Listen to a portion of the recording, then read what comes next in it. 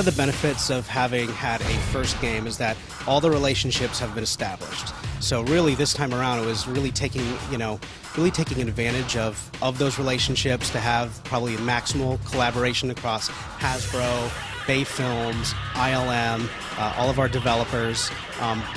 Anything that we really need to do, I mean, Michael Bay and his studio were great. You know, we got in to see the script really early. We got in to read it multiple times. We got to see the previs. We got to see, we got to see the animatics. Everything that we need to understand what the giant set pieces are going to be. The things that people are going to walk out of the film going, oh my gosh, that's awesome. I really want to play that. It allows us to maximize those events for the player. One of the things that we really strive to do is we wanted to get all of that complexity into the characters and bring all of that excitement that you see in the movie into the game, into those characters. What we want to do also is balance those characters against the rest of the world also.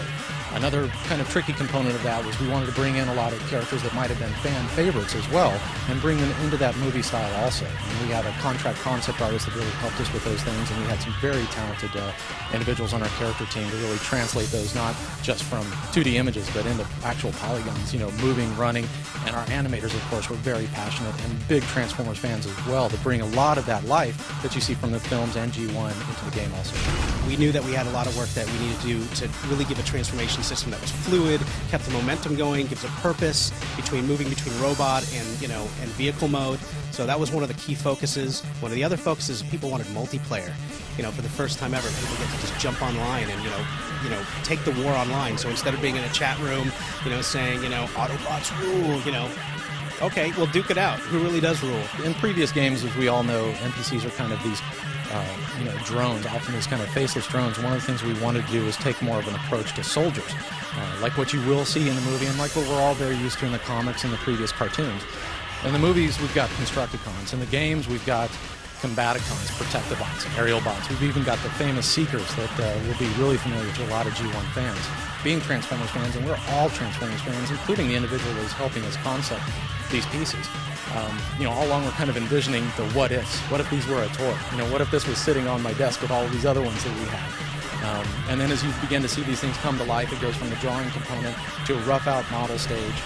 It goes to the character artist where they build a high-poly, very high-resolution model of these things that almost looks like the exact same resolution of one of the movie meshes. And then finally you get to see it fleshed out, moving, running around in the game with full animations, big special effects. It is a pretty incredible experience to work with all of these individuals, including Hasbro, and then get this, almost completely original creation that, you're really hoping as a fan that other fans are going to enjoy as well.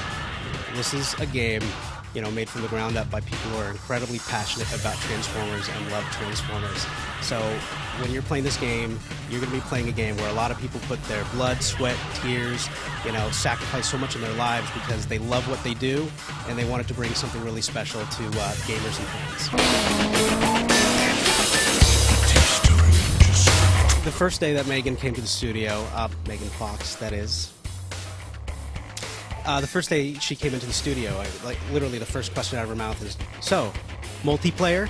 And we're like, yeah, multiplayer. And she was just totally into it. I mean, she's actually a gamer herself. I didn't really totally know that until she came in and started talking about Xbox Live and, going on and playing games in multiplayer and the many interesting experiences she's had playing multiplayer. But I was just blown away by her knowledge of Xbox Live and gaming and her just total enthusiasm for it. You could expect to see a really fast-paced, frenetic game where you're going to jump in as your favorite character, go online, and just rip it up as a giant freaking robot that transforms. June 23rd, the madness hits. I mean, all of our SKUs for Transformers hit the shelves. We've got 5 unique games. We've got 1 unique game for the PS3, the 360, and the PC. We've got the Wii and PS2. We've got the PSP. And of course, we have the Nintendo DS. We have Autobots, and we also have Decepticons. Go out, buy the game, play the single-player campaign, go on Wi-Fi, and, duke it out with your buddy.